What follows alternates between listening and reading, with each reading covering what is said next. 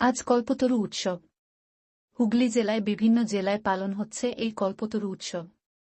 1886 সালের 1 জানুয়ারি এই উৎসব শুরু হয়েছিল। এই দিন রামকৃষ্ণ পরমহংস তার অনুগামীরা ঠাকুর রামকৃষ্ণ পরমহংসকে ঈশ্বরের অবতার বলে ঘোষণা করেছিলেন। বিভিন্ন জায়গায় এই উৎসব পালিত হলেও কাশীপুর উদ্যানবাটিতে বর্তমানে রামকৃষ্ণ মঠ ও মিশনের একটি শাখা কেন্দ্র এই উৎসব মহাসমারোহে পালিত হয়। সেই মতন আজ বাঁশবেড়িয়ার ঐতিহাসিক হংসেশ্বরী মন্দির বছরের প্রথম দিন 1 জানুয়ারি কল্পতরু উৎসবে সেজে উঠেছে হংসেশ্বরী মন্দির। সারাদিন ধরে চলবে হোমযজ্ঞ পূজাপাঠ। বহু দর্শনার্থী আজকের এই দিনে বেলুড় মঠের পাশাপাশি হংসেশ্বরী মন্দিরের বহু মানুষ পুজো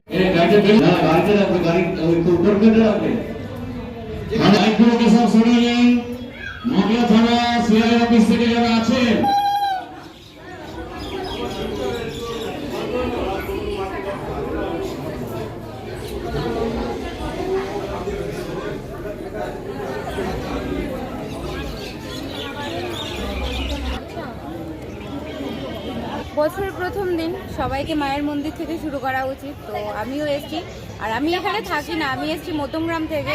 প্রথম যখন আমি আমার বন্ধুদের কাছে জানতে পারি মন্দিরটা সম্বন্ধে, আর অনেকটা হিস্টোরিক্যাল জুড়ে রয়েছে এই মন্দিরটা সম্বন্ধে, তো তখন আমি আরেকটু জানি, আর একটু খোঁজ খবর নিই যে কীভাবে কী মন্দিরটার আছে বৃত্তান্ত।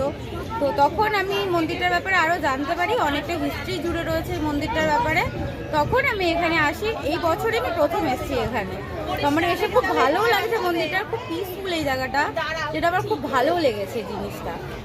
আজ তো কল্পতরু, আজকে মায়ের কাছে যেটা চাওয়া হয় বলে কথিত আছে যে মাকে যে আমিও চেয়েছি, এবার আশা করি মা কাউকে নিরাশ করে না।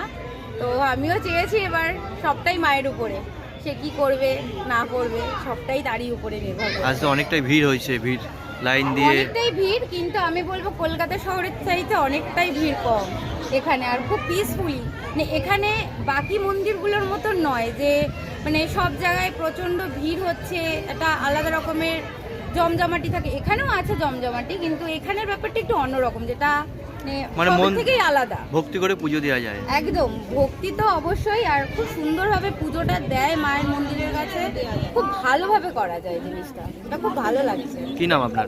আমার নাম সুস্মিতা সিংহ। সুস্মিতা সিংহ, থ্যাংক ইউ। আর তাছাড়া কল্পতরু মাকে পুজো হচ্ছে বা কিভাবে পুজো হচ্ছে?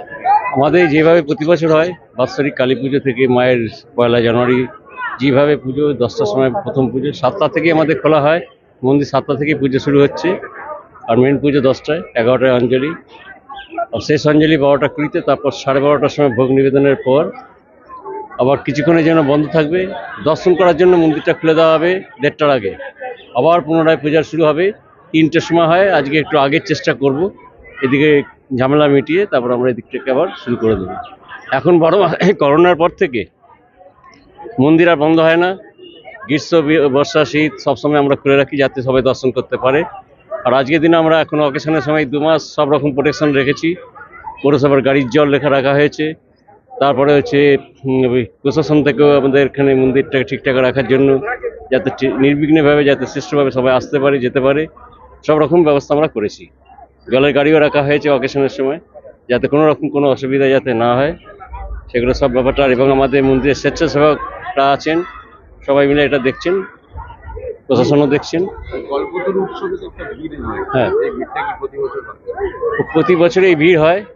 25শে ডিসেম্বরও খুব একটা ভিড় হয়নি, আজকেও এই ভিড় আছে আজকে সেইভাবে, এখনো সেরকম ভিড় হয়নি যেহেতু ট্রেন এখন বেলা বাড়ছে। এইটা 1 জানুয়ারি উপলক্ষে যেভাবে হোক যারা গাড়ি করে আসছে, ট্রেন বন্ধ থাকলে নাহলে আরও বেশি ভিড় হতো।